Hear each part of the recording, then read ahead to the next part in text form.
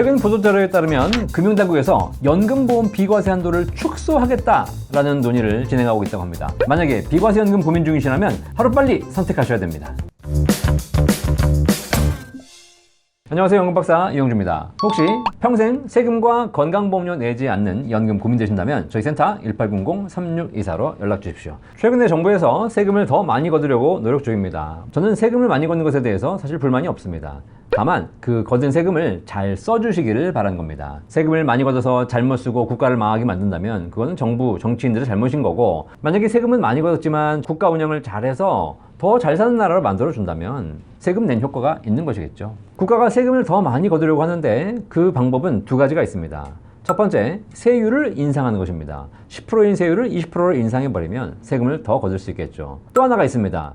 지금 기존에 있던 세제 혜택을 축소하거나 폐지하는 겁니다. 세금을 돌려주던 걸 이제는 덜 돌려주거나 안 돌려주는 것이죠. 자, 그렇다면 대한민국에는 다양한 비과세라든가 세제 혜택 상품들이 있는데 금융상품 중에서 소득세를 비과세하는 것을 알려드리도록 하겠습니다. 우리나라에 소득세가 비과세되는 금융상품은 세 가지가 있습니다. 첫 번째, 주식 매매 차익 비과세, 두 번째, ISA 비과세, 세 번째, 연금보험 비과세. 이 세 가지밖에 없습니다. 잘 알고 계시죠? 비과세는 세금도 없지만 건강보험료도 면제되기 때문에 이 세 가지를 잘 활용하신다면 일거양득이 되겠습니다. 하나씩 알아보겠습니다. 첫 번째, 주식 매매 차익. 대한민국 국내 상장 주식에 투자하는 소액 주주의 주식 매매 차익에 대해서는 전액 비과세하고 있습니다. 여러분들이 삼성전자나 SK하이닉스를 사셔서 10만 원에 사서 20만 원이 됐다. 그 차익에 대해서 소득세를 내지는 않으시는 거죠. 다만 소액 주주의 매매 차익에 대해서 비과세하는 것이기 때문에 일단 대주주가 되면 과세가 됩니다. 근데 우리가 뭐 대주주가 될 일은 없겠죠. 그리고 국내 상장 주식이기 때문에 해외 주식은 과세가 됩니다. 여러분이 테슬라나 애플, 엔비디아 같은 해외 주식을 사시게 되면 양도 차익에 대해서 세금을 내셔야 됩니다. 하지만 국내 상장 주식은 면제되는 것이죠. 그리고 상장 주식의 매매 차익이 비과세가 되는 것이지 그 주식을 보유한 사람에게 지급하는 배당에 따른 배당 소득은 과세가 됩니다. 자, 두 번째 비과세 살펴보도록 하겠습니다. 바로 ISA 비과세입니다. ISA, 개인 종합자산 관리 계좌죠. 국가에서 개인들이 ISA 계좌를 만들고 3년 이상 유지하면 그 계좌에서 발생한 수익에 대해서 일반형은 200만 원까지 비과세, 서민형은 400만 원까지 비과세를 해주고 있습니다.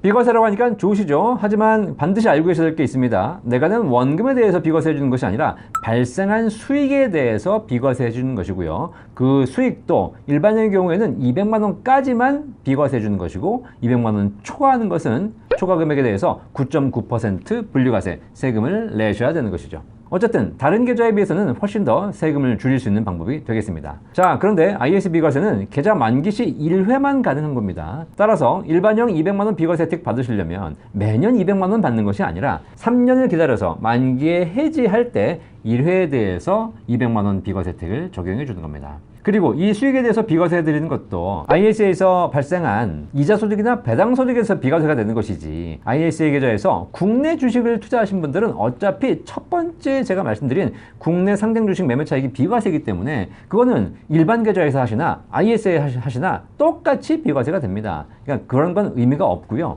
다른 수익에 대해서 비과세가 된다는 것이죠.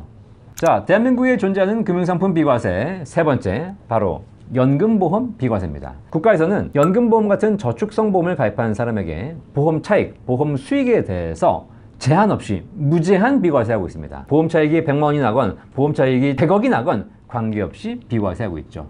다만 조건이 있습니다. 가입할 땐 납입액 조건이 있는 것이죠. 첫 번째, 월 납입하는 보험료가 150만 원 이하인 연금보험에 대해서 연금 수령 시 발생하는 수익에 대해서 무제한 비과세합니다. 따라서 월 납입액이 150만 원 이내라면 연금 탈때 비과세를 받을 수 있지만 월 납입액이 150만 원을 초과하게 되면 그 계약에 대해서는 연금 탈때 비과세를 받지 못할 수 있습니다. 또 하나의 조건이 있습니다. 보험료 합계액 1억 원 이하인 연금보험도 연금 탈때 세금 없이 받을 수 있습니다. 일시불로 1억을 내셔도 되고요. 내가 낸 보험료의 총 합계액이 1억 원 이하이면 연금 탈때 세금 없이 받을 수 있습니다. 월 150만 원 조건과 합계액 1억 원 조건 각각 쓰실 수 있기 때문에 이 두 가지를 공통으로 맞춰야 되는 것은 아닙니다.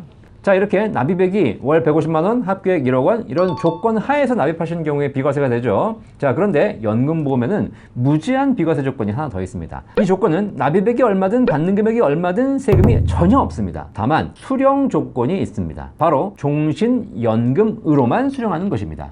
중간에 인출한 적이 없어야 되는 것이고요. 그리고 사망하시면 계약이 종료되는 조건. 하지만 오래 살면 평생 받을 수 있는 종신연금보험으로만 수령한다면 이 상품은 금액 제한이 전혀 없습니다. 자, 이렇게 우리나라에서 비과세해주는 3가지 조건 여러분 잘 활용하신다면 여러분 인생 설계에 도움이 되시겠죠. 따라서 투자를 원하신다면 주식 매매 차익 비과세를 활용하시는 것이 좋지만 안정성을 원한다면 ISA나 비과세 연금보험을 활용하셔야죠. 자, 그런데 이렇게 ISA와 비과세 연금보험을 혼동하시는 분들이 계신데요. ISA는 목돈, 3년, 5년 목돈 마련하는 목적으로 활용하는 비과세 계좌고요.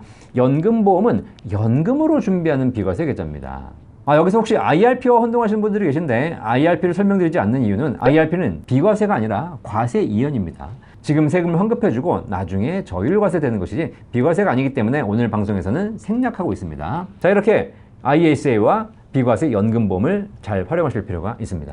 이 연금보험 비과세 조건이 강화된다는 뉴스가 나왔습니다. 좀 전에 설명드린 월 150만원 적립 한도를 월 120만원으로 낮추겠다. 합계액 1억 원 한도를 8천만 원으로 축소하겠다라는 이야기가 나오고 있습니다. 인터넷 뉴스에 보도됐기 때문에 100% 확정된 자료는 아니겠지만 이렇게 논의 중이라는 이야기가 들리고 있습니다. 국가에서 세금을 더 걷는 거 이해가 됩니다. 그런데 이렇게 연금 준비하시는 분들에게 대해서 세금 혜택을 확대하면 모를까 오히려 축소하는 것 제가 보기에는 바람직하지 않아 보입니다. 왜냐하면 우리 대한민국 국민들이 연금을 잘 준비해야 되는데 오히려 연금을 준비하시는 분들의 세제 혜택을 축소해버린다?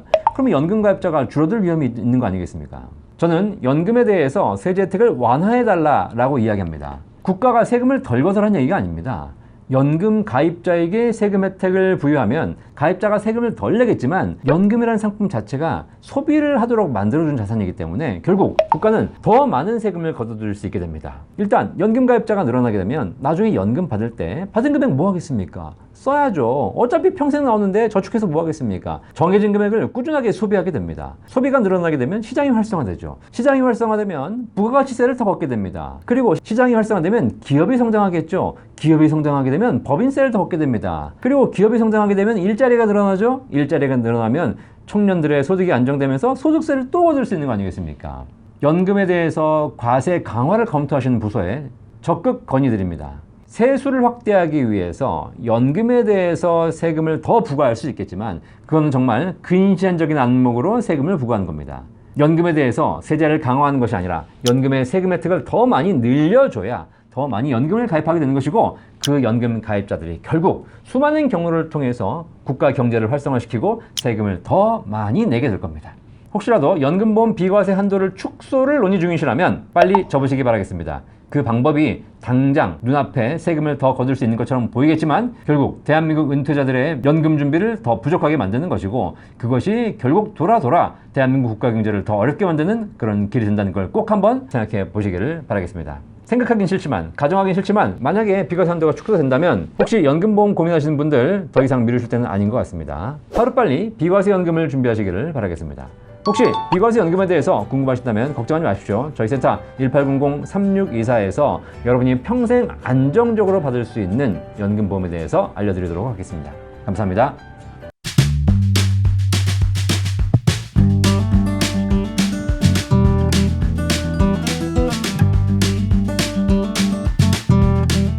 본 광고는 생명보험 광고 심의 기준을 준수하였으며 유효기간은 심의일로부터 1년입니다.